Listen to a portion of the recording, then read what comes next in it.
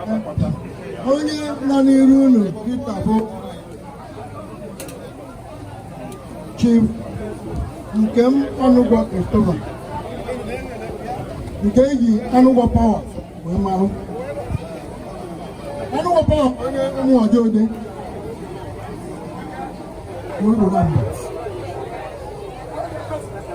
wee dochaa ma gụta akwụkwọ wee sonye ndị dị chuzu na ha ga-eme biznes dị inclined to technical contractor.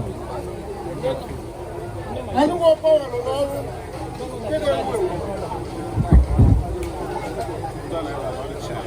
wee zụọ ọtụtụ mmadụ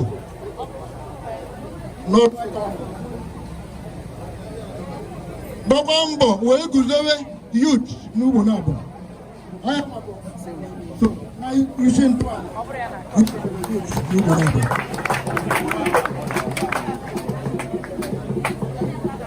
Anụgwọ Power dị married to former Miss Okechukwu. Unu na-anya ọfụma unu ahụ na ihe na-adapụ ọfụma.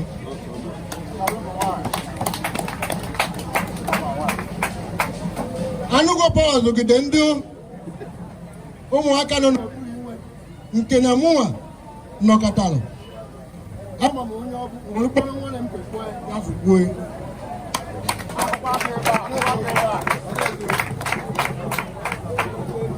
ọ bụghị naanị na ọ kpatara ego ọ kpataghị ego eri ọ kpatara n'azụ na-emekwa ya investment a na-akpọ Anụgwọ Power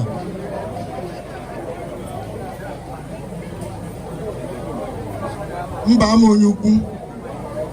Onye ọ bụ the founder of Obi Nwanne Club nke eji ịta asaga wee maa n'Ugbo na-abụ. Ụfọdụ mmadụ ma ya azụ mba ama onye ukwu ihe ndị a niile bụ ndị akụkụ ike maka na ịbụ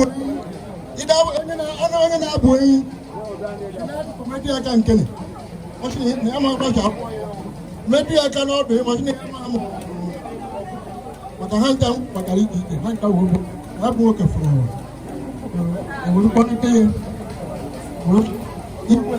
ụdị ihe ndị a niile ọrụrụ anya ekwupụtaghị eji mara ya.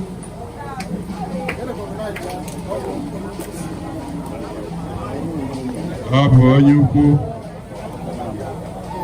Ojugo bụ nwunye ya n'owu ngwa weta n'ikuke anyị ma na Ogbuefi ọkwa ọ na-ekwu okuredi Ogbuefi mba ama onye ukwu Ogbunigwe Ogbuefi mba ama onye ukwu Ogbunigwe. Ihe ọ gosiri bụ na mbọsị o gburu efi o gbugasịrị efi ebe niile gburu ndị mmadụ ọ bụ Ogbunigwe a. Anyị ekene gị otu a si etu ya afọ ịpụba inye nwunye gị ego o wetalụ m. Ibe anyị ekele m unu ọgọ nwoke Chief Nkem Anụgwọ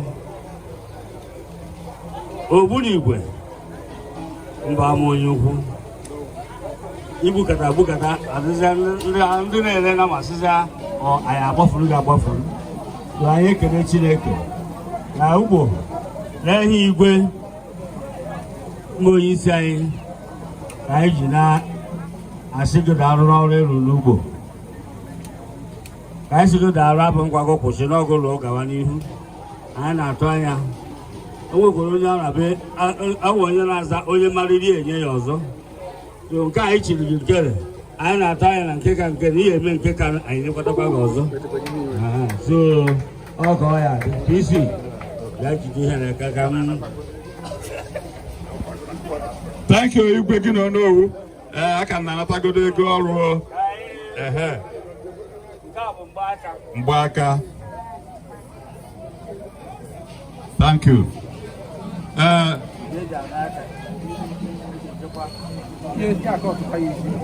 Mba ama onye ukwu Ogbunigwe biko tụọ ya mba ama onye ukwu. Thank you. The High Chief. Ihe kwụrụ ihe akwụrụ bụ onye ihu eze amarị ya onye yi aka mgba n'anya mara onye na-egosi oyi n'ahịa Igwe na aha Ugbo na-atọ ka anyị ji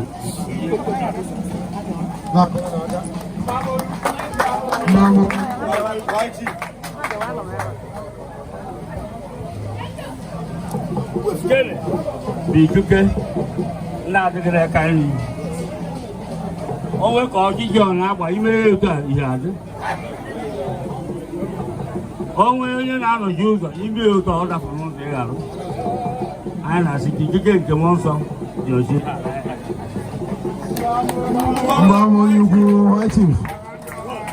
Yes.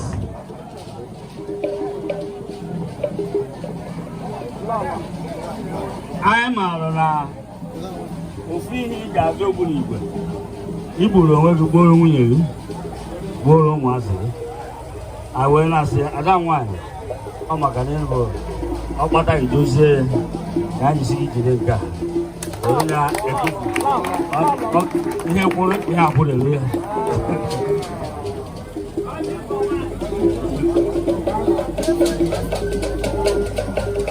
ogburu igwe akwa nke a bụ isiokwu niile enyezie anyị ikuku onye ọbụla fụrụ ya ọ malụ na o chizuru echizu mba ama onye ukwu Ogbunigwe biko kụpụ n'aka kụpụ n'aka mba ama onye ukwu ndị ogene ka anyị kwuchia na ọ pụtazịa ọ ga-abụ ife ebute ide ọhịa na be onye pụta ọmara na isi ete n'ugbo nyere gị ya jide n'aha Jizọs biko aka gaba yes sir. Thank you. Anyị na ha ejebe na mmechi mmadụ omenome ka ọkịta daalụnụ.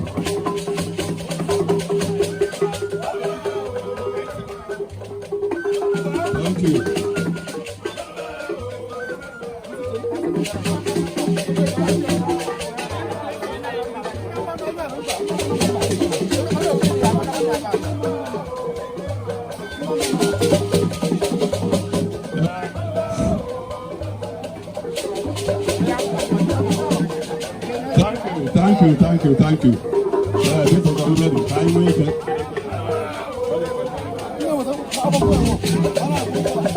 Thank you. Dalulu.